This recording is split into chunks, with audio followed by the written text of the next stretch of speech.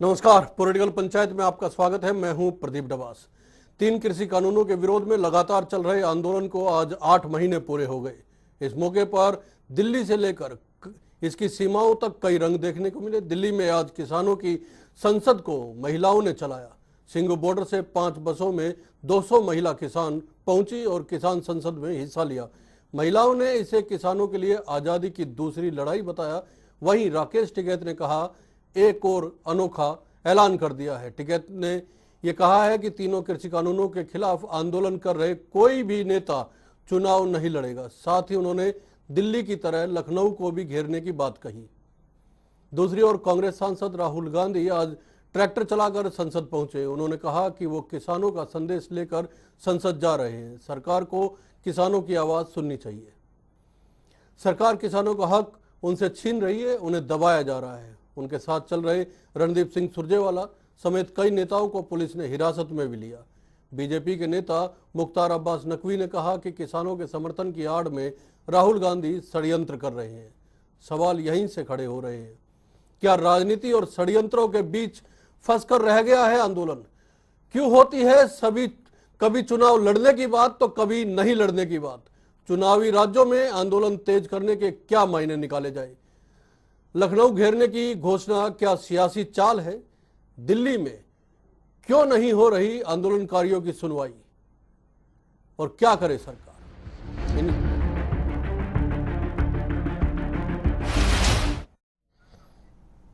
जी, आइए सुन लेते हैं क्या कहना है राहुल गांधी का, मुख्तार अब्बास नकवी का और राकेश टिकैत का। किसानों का मैसेज है उसको हम पार्लियामेंट तक लाए हैं।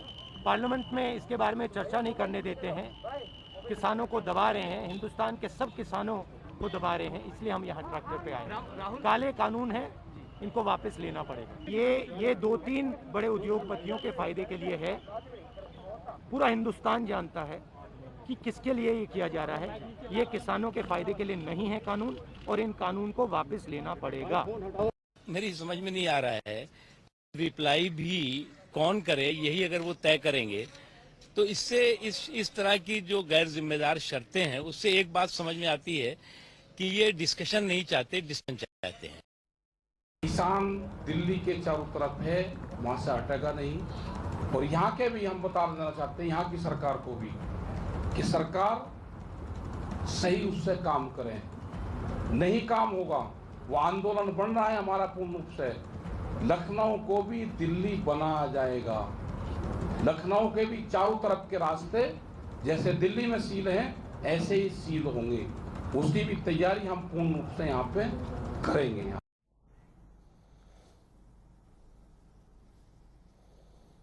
जी, कई सारे सवाल हैं। प्रोफेसर विदु रावल साहब भारतीय जनता पार्टी से हमारे साथ जुड़ चुके हैं। सुरेश रोड साहब कांग्रेस से हमारे साथ हैं। रेणु राणा इंडियन नेशनल लोकदल से और स्वामी इंद्र जी भारतीय किसान यूनियन से हमारे साथ जुड़ गए हैं। मैं फिर से एक बार बीजेपी से ही शुरू करूंगा। षड्यंत्र बताया जा रहा है, कहा जा रहा है कि एक राजनीतिक चाल है, इसके अलावा कुछ नहीं है कांग्रेस का समर्थन देना। लेकिन यह भी तो सच है विदु रावल साहब, 8 महीने आज पूरे हो गए हैं। नौबत यहाँ तक आ गई कि महिलाओं को जो आंदोलन में बैठी हुई है लंबे समय से, उनको एक सांकेतिक संसद चलाकर संदेश देना पड़ रहा है कि हमारी आवाज़ सुनिए। और जिस तरह की कार्रवाई संसद में की जानी चाहिए वो उन्होंने एक उदाहरण देकर प्रस्तुत किया। क्या मायने निकाला जाए? संदेश क्या नेगेटिव नहीं जा रहा है? अब तो सुनवाई की बात होनी चाहिए, बातचीत आगे बढ़नी चाहिए।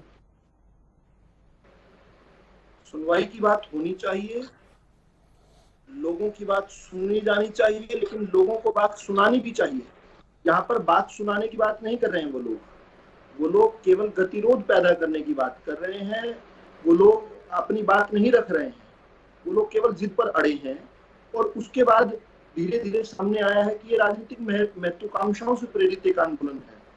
किस प्रकार से इनका एक नेता पंजाब के अंदर कहता है मिशन पंजाब, तो उसको ये लोग निष्कासित करते हैं, निलंबित कर देते हैं, और फिर खुद जाकर भाजपा शासित प्रदेशों के अंदर जाकर अपना राजनीतिक एजेंडा चलाते हैं।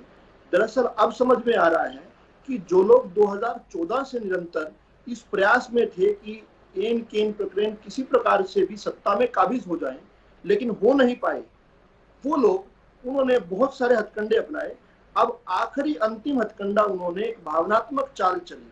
भारत के जनमानस और भारतीय जनता पार्टी का जिस प्रकार किसान के प्रति सम्मान है, किसान और अन्नदाता शब्द के प्रति सम्मान है, उस सम्मान का इन्होंने जो है इमोशनल ब्लैकमेलिंग के लिए उस सम्मान का उपयोग किया। किसान का नाम लेकर ये लोग राजनीतिक आंदोलन चला रहे हैं। आज तो स्पष्ट हो गया जब ये लखनऊ में जाकर कह रहे हैं कि mission Uttar Pradesh is okay but mission Punjab is not okay with them, तो साफ तौर पर एक राजनीतिक आंदोलन है। और प्रदेश की जनता, देश की जनता, साइलेंट मेजोरिटी इसको अब देख चुकी है, धीरे धीरे परत खुल चुकी है किस प्रकार से ये लोग टारगेट कर रहे हैं एक विकास की तरफ बढ़ती हुई और तेजी से देश के अंदर, प्रदेश के अंदर विकास करती हुई एक संगठन जिसकी सरकारें प्रदेश और देश के अंदर है, उसने किस प्रकार से 2014 के बाद से विकास की बयार जो है लगा दी। उस विकास को डिरेल करने के लिए यह असल में आंदोलन था। इन्होंने बहुत सारे हथकंडे अपनाए पिछले कई सालों में, लेकिन अंतिम हथकंडा जो इन्होंने अपनाया वो किसान के नाम को उपयोग करना है। और अब ये किसान विरोधी आंदोलन भी हो गया। किस प्रकार से इनकी जो मांगे हैं वो किसान के अहित के लिए हैं, तो साफ साफ तौर पर किसान का नाम का इस्तेमाल करके किस प्रकार किसान के साथ ही कुठाराघात करने का प्रयास कर रहे हैं। स्वामी इंद्र जी, कई सारे सवाल प्रोफेसर विदु रावल जी की ओर से खड़े किए गए हैं। राजनीतिक महत्वाकांक्षाएं उभर कर सामने आ रही है। आप पूरे विकास को डिरेल करना चाहते हैं और आप किसान विरोधी भी हैं। देखिए प्रदीप जी, पहले बता देना चाहता हूँ, पता नहीं साहब आए हैं झूठ पे झूठ मिथ्या सुनाने की बात कर रहे हैं। आप देखिए आज इमरजेंसी है, देश के अंदर घोषित इमरजेंसी, मीडिया तक के ऊपर इमरजेंसी लगा रही है। किसान जब देश की दहलीज से उठकर दिल्ली में जा रहा है और दिल्ली में पंचायत कर रहा है, संसद चला रहा है, किसान संसद चला रहा है, और देश की सबसे बड़ी पार्लियामेंट के सामने मात्र 400 मीटर की दूरी पर किसान संसद चला रहा है, और वहां पर मीडिया को जो है जाने की इजाजत नहीं है। भाई हम तो कम पढ़े लिखे हैं, भोले वाले हैं, ना समझ है। भाई ना समझ जो क्या बात कर रहे हैं, कैसे कर रहे हैं, करने दो ना। अगर कर रहे हैं तो मीडिया से प्रचारित होने दो ना। आपने मीडिया को ब्लैकआउट क्यों किया हुआ है, मीडिया के ऊपर आपने प्रतिबंध क्यों लगाए हैं? किसान क्या धक्का कर रहा है, कहीं पता ना लग जाए लोगों को, कहीं देश को ना पता लग जाए कि देश का अन्नदाता को पता लग चुका है ये सरकार जो है कॉर्पोरेट के हाथ में मिलकर काम कर रही है, देश का खाद्य पदार्थ लूट रही है। ये देखिए आज कैसे हुआ, क्योंकि आज देश की 200 महिलाएं निकल कर आई, हरियाणा पंजाब से मात्र 100 गई, बाकी पूरे भारत से 100 महिलाएं निकल कर आई। वो गृहिणियां नहीं, बम्बे से आई, महाराष्ट्र से आई, बंगाल से आई, आंध्रा से आई, उड़ीसा से आई, मध्य प्रदेश से आई। वो महिलाएं गृहिणियां वो जानती है कि एसेंशियल कमोडिटी एक्ट क्या होता है, ये दूसरे लोगों को पता ही नहीं है।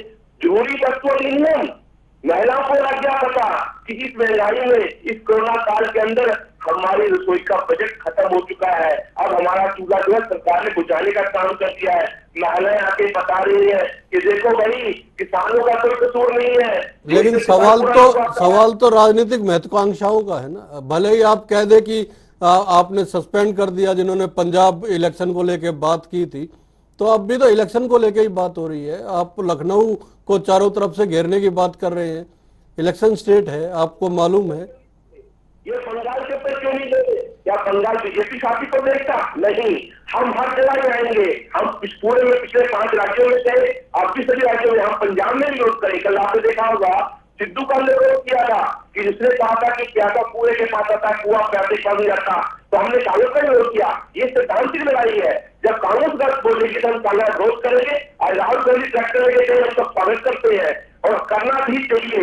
हम उन मुद्दों पर बात करेंगे जो बात सही होगी। ओम प्रकाश चौटाला जी जैसे किसानों के पास आते हैं, हम उनका स्वागत करते हैं, पर मन फायदा नहीं करेंगे, ये क्लियर बात है। यानी कि राजनीति से प्रेरित नहीं है, हम स्वागत करेंगे जो सच्चे मूल्यों के ऊपर बात करेगा, जो देश की जनता के की बात करेगा, जो किसान और राष्ट्र के अधिकार की बात करेगा, हम उसका स्वागत करेंगे। हम मन में रोड साहब आरोप तो आज आप पे भी लगे हैं कि कांग्रेस एक डूबी हुई नैया को इस आंदोलन के सहारे पार लगाने की कोशिश में लगी हुई है। ये कोई राजनीति की नहीं है। राहुल गांधी जी के जरिए से सावन के पहले सोमवार को भगवान शिव शंकर जी की कृपा से राहुल गांधी जी जो भारत के आज के भविष्य हैं, उन्होंने ट्रैक्टर चलाकर संसद की तरफ कूच कर जो हिंदुस्तान की सबसे बड़ी पंचायत है, 3 काले कृषि कानूनों को हटाने की एक तरह से मांग 8 महीने से जो किसान पेंशन करते आ रहे हैं उसको जोरदार तरीके से उठाया है और इस गूंगी और बहरी नरेंद्र मोदी की सरकार को चिताया है। इसमें अगर इनको राजनीति नजर आती है तो इस राजनीति को कांग्रेस को करने में कोई परहेज नहीं है। नहीं, सवाल तो यही है ना कि कृषि कानूनों से किसानों को तो लाभ है, लेकिन कांग्रेस इस पे राजनीति करके उकसाने का काम कर रही है किसानों को। देखिए, आपको भी डबास साहब पता है, ये बात कहते हुए आपको भी सोचना चाहिए कि प्रधानमंत्री आज तक क्यों नहीं आए सामने किसानों से बात करने के लिए। वो दुनिया भर की बातें करते हैं, वो कबीर को और गुरु नानक को एक सदी और एक शताब्दी में बता के ये तो साबित कर देते हैं कि वो एक पीढ़ी में थे। एक शताब्दी यानी 100 साल के गैप को वो मिला देते हैं। ऐसी अनाप शनाप बात करने में माहिर श्री नरेंद्र मोदी, अगर किसानों का ये हित में बिल है, इसको क्यों नहीं समझा पाए? वो सिंधु बॉर्डर पे क्यों नहीं आ आप इस बात से इनकार कैसे कर सकते हैं कि ये राजनीतिक नहीं है पूरा आंदोलन? जब बहुत अच्छी बात आपने पूछी है जी। ये राजनीतिक इसलिए नहीं है क्योंकि 80% जनसंख्या का पेट भरने वाले किसान खेत में अगर कसी लग जाती है, हाथ कट जाता है, पांव कट जाता है, जांच लग जाती है, तो डॉक्टर के पास नहीं जाता, वो वहीं पर कोई आग का जूता लगाकर या कोई अपना सिर से कपड़ा उतार कर वो बांध कर काम चला लेता है। उसके पास समय नहीं होता। लेकिन वो 8 महीने से इन जालिमों को पाने के लिए बॉर्डर के ऊपर अगर बैठा है तो कहीं रोटी और बेटी का आगे का हम सुरक्षा चाहते हैं। अन्न चाहिए और अगली पीढ़ी का लाइफ चाहिए, अगली पीढ़ी की जिंदगी चाहिए। राहुल गांधी जी की जो बात है, मैं आपके चंद्र के माध्यम से बताना चाहता हूँ। सतयुग में अगर कोई ज्योतिषाचार्य हुआ होगा, प्रेस रोड तो नहीं पता, लेकिन 6 महीने पहले राहुल गांधी जी ने पार्लियामेंट में आंखों में आंख मिलाकर नरेंद्र मोदी को बोला था कि 2 करोड़ जो बेरोजगार हैं, ये आपको प्रति वर्ष जो आपने वादा किया था, अगर इनके लिए रोजगार आपने सुनिश्चित नहीं किया तो मोदी जी आप बाहर नहीं जा पाओगे, आप हिंदुस्तान में किसी कोने कोने में घूम नहीं पाओगे। आज वो हालात सबसे साबित हो रही है। राहुल गांधी जी से बड़ा दूरदृष्टि का नेता आज इस देश में नहीं है। अब अगर देश को प्रधानमंत्री के तौर पर किसी व्यक्ति की जरूरत है, वो जन नेता राहुल गांधी हैं, जो भारत का भविष्य है, जो युवाओं को रोजगार दे सकते हैं, किसान को काले कृषि कानूनों को खत्म करके सुरक्षा की गारंटी दे सकते हैं, एमएसपी की गारंटी दे सकते हैं। मैं रेखा जी के और कांग्रेस पार्टी का ये वादा भी है। रेणु जी के पास मैं जाना चाहूंगा। रेणु जी, इंडियन नेशनल लोकदल तो लगातार सपोर्ट करता आ रहा था, चौधरी देवीलाल की नीतियों की बात भी की गई थी किसानों को लेकर, लेकिन कल तो मंच भी नहीं दिया गया आप लोगों को, अभी भी समर्थन में। प्रदीप जी, सबसे पहले मैं जनता टीवी के माध्यम से अपनी उन सभी महिला जो किसान महिला हैं उन सभी को धन्यवाद करती हूँ, जिन्होंने विश्व को ऐसा अनोखा उदाहरण दिया है कि आज हमारी महिलाएं जो हैं, जो किसान संसद का संचालन कर रही है, एक अनोखा संदेश जो है महिला सशक्तिकरण का दिया है। और रही बात इंडियन नेशनल लोकदल पार्टी की, किसान हितैषी पार्टी है, सदा किसानों के साथ खड़े हैं, खड़े रहेंगे। और इंडियन नेशनल लोकदल पार्टी के जो नेता है, आपने देखा होगा कि उनकी कथनी और करनी में अंतर नहीं होता है। ऐसा नहीं है कि वो सिर्फ दिखावा करके ही बताएंगे कि किसानों के लिए क्या क्या किया है, चाहे मूलभूत सुविधाएं की बात हो, मेडिकल फैसिलिटी की बात हो। आपने जैसे ही जिक्र किया कि कल मंच साझा नहीं किया था, तो आपको भी ये बात भली भांति पता है कि वो सिर्फ एक षड्यंत्र था जिसमें कि किसान आंदोलन को खराब करने की नियत से 1-2 षड्यंत्रकारी वहां मौजूद थे। ऐसा नहीं है कि मंच नहीं अभी तो स्वामी इंदर जी कह रहे थे कि ये राजनीतिक मंच नहीं है, इसीलिए हमने साझा नहीं करने दिया गया। अब आप कह रहे हैं कि जो है वो कुछ ही लोग थे जिन्होंने नहीं करने दिया। ओम प्रकाश चौटाला, माननीय ओम प्रकाश चौटाला जी वहां पर एक किसान की हैसियत से गए थे, किसान नेता के वहां पर गए थे, किसी राजनीतिक रूप में नहीं गए थे। वो सबसे तो ये समझा नहीं पाए वहां पे, ये बात एक नेता ये बात समझा नहीं सके वहां पे क्या? बिल्कुल उनको बोलने का मौका भी दिया जाता, और क्योंकि वो एक किसान हितैषी रूप में गए थे, लेकिन किसी 1-2 व्यक्ति के षड्यंत्र के तहत उनके जिस तरीके से आपने भी वीडियो प्रदीप को देखी होगी कि एक बुजुर्ग व्यक्ति किसान जिनकी एज भी 87 इयर्स है, 90% फिजिकल डिसेबल्ड है, उसके ऊपर एक व्यक्ति आता है और उनके ऊपर चढ़ाई करता है, अगर मैं कहूँ कि फिजिकल उनके ऊपर बुलेट करता है, और ऐसे में वहां पे सिचुएशन का एकदम से बिगड़ जाना। आप इस बात से इनकार नहीं करेंगे कि जो है राजनीतिक लाभ लेने के लिए चौटाला साहब वहां पे गए थे? यह पार्टी, आपने भी जैसे कहा है और अभी हमारे जो स्वामी जी बैठे हैं उन्होंने भी ये बात कही है कि ओम प्रकाश चौटाला जी जो है वो हमेशा से किसान के साथ खड़े थे, खड़े हैं, खड़े रहेंगे। आपको भी पता है कि ये कोई राजनीति का वक्त नहीं है, राजनीति हमें करनी भी नहीं है। विदु रावल साहब, सीधा सा सवाल आपसे ये है, आपने ये अंदाजा लगा लिया है या ये जब से ये बयान सामने आने लगे कि ये कुछ ही लोगों का आंदोलन है, ये बहुत कम लोग हैं, मुट्ठी भर लोग हैं, इस तरह के आए, पीछे से तो बहुत सारे जो है इनको नाम या संज्ञा दी गई थी, लेकिन आपने ये सोच लिया कि ये छोटा आंदोलन है, ये पूरे देश का आंदोलन नहीं है और इनको इनके हाल पे छोड़ दिया जाए, या तो आंदोलन टूट जाएगा या थक कर वापिस चले जाएंगे। 8 महीने इस देश की राजधानी की सीमाओं पर लोग बैठे हुए हैं, उनका सुध नहीं लिया जा रहा 22 जनवरी के बाद से। फिर राजनीति तो होनी है, राजनीति भी होगी, लोग अपने फायदे भी उठाएंगे और आपको सवालों का जवाब भी देना पड़ेगा। सर प्रदीप जी, भाई साहब, सुध नहीं लिया जा रहा ऐसा कह रहे हैं आप? तो बातचीत के लिए बुलाइए ना। आप क्यों मौका दे रहे हैं? आप क्यों मौका दे रहे हैं विपक्ष को आपके ऊपर हमलावर होने के लिए? क्यों मौका दे रहे हैं बताइए? बुलाइए, हल कीजिए, समझाइए अपनी बात। सर या तो आप समझा नहीं पा रहे हैं या वो समझ नहीं पा रहे हैं, या फिर वो कुछ लोग हैं जो उठ के चले जाएंगे। प्रदीप जी, सोए हुए को जगाया जा सकता है, जागते हुए सोने का नाटक करने वाले को जगाना बहुत मुश्किल है। इसके बावजूद भी आपने कहा ये छोटा आंदोलन है, देशव्यापी नहीं है, इससे भी फर्क नहीं पड़ता। नहीं, मैंने नहीं कहा है, ये आप लोगों के शब्द मैंने रिपीट किए हैं।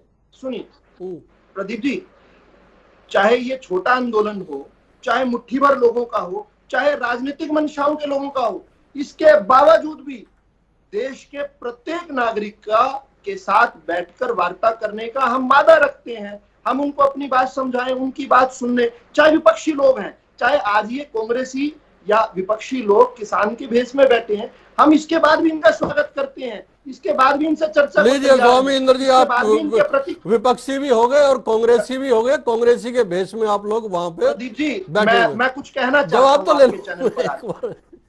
आपके चैनल पर मैं कुछ कहना चाहता हूं। बोलिए जी। मैं ये कहना चाहता हूं, ये एक अलग विषय है डिबेट का कि ये लोग किसान हैं या किसान नहीं है, ये अलग विषय है। किसान मैं भी हूं, किसान यहाँ पर बैठे जो इनेलो और कांग्रेस के प्रवक्ता ये भी किसान परिवार से हो सकते हैं, लेकिन इसके बावजूद भी प्रत्येक नागरिक की बात सुनने को हम तैयार हैं, सुनना चाहते हैं। हम गणतांत्रिक मूल्यों में विश्वास रखते हैं, लेकिन मेरे कुछ सवाल हैं। मेरे सवाल हैं कि ये लोग राजनीतिक आंदोलन जो चला रहे हैं उसमें किसान का नाम का उपयोग क्यों कर रहे हैं?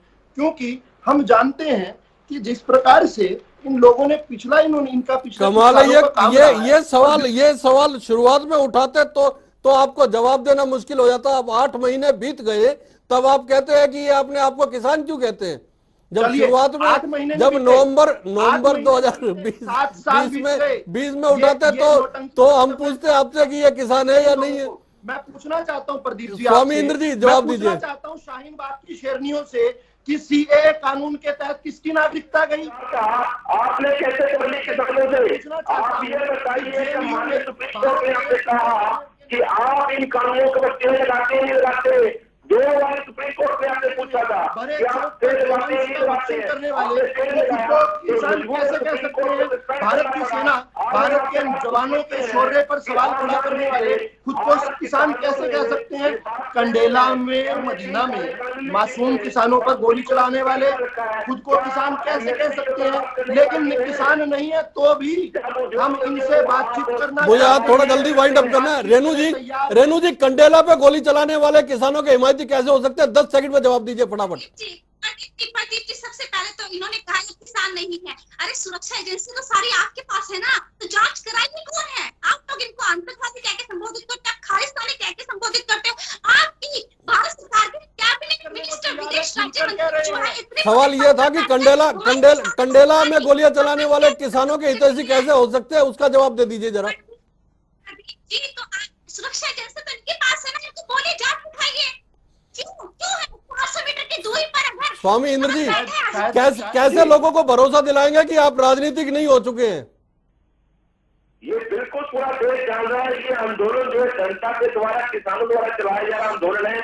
आप देख रहे थे किसान मोर्चे की हर सभा मीटिंग होती है, 40 जो है इसमें प्रतिनिधि भाग लेते हैं, 500 जहां संगठन में मिलकर काम कर रहे हैं। और यही कारण है कि आप देखिए आज महिला जो है मिलकर आई है। विदु जी आरोप लगा के काम चल जाएगा या बातचीत भी करेंगे आप सार्थक तरीके से? जवाब दे दीजिए स्वामी जी। भाई साहब मेरे सवाल का जवाब दे दीजिए। मेरे पास सिर्फ आपके लिए 10 सेकंड है, मैं वाइंड अप करूंगा विदु जी, मैं वाइंड अप करूंगा। मेरे पास सिर्फ आपके लिए 10 सेकंड है, आप बता दीजिए बातचीत होगी या नहीं होगी? ये सवाल किससे है? आपसे है। मेरे पास सिर्फ 10 सेकंड आपके पास। बातचीत होगी। इनको टकराव का रास्ता छोड़कर समाधान का रास्ता पकड़ना चाहिए। बातचीत के लिए प्रधानमंत्री, देश के प्रधानमंत्री कह चुके हैं। मैं एक फोन कॉल दूर हूं। देश के कृषि मंत्री एक बार नहीं, 2 बार नहीं, 3 बार कह चुके हैं कि मैं आधी रात को भी आपसे बात करने को तैयार हूं। लेकिन टकराव का रास्ता छोड़कर समाधान के रास्ते, टकराव का रास्ता छोड़कर समाधान की ओर आना चाहिए। किसानों का कहना है कि आंदोलन जब तक जारी रहेगा, 3 बिल तब तक वापस नहीं हो जाते। देखते हैं क्या बनता है। नमस्कार।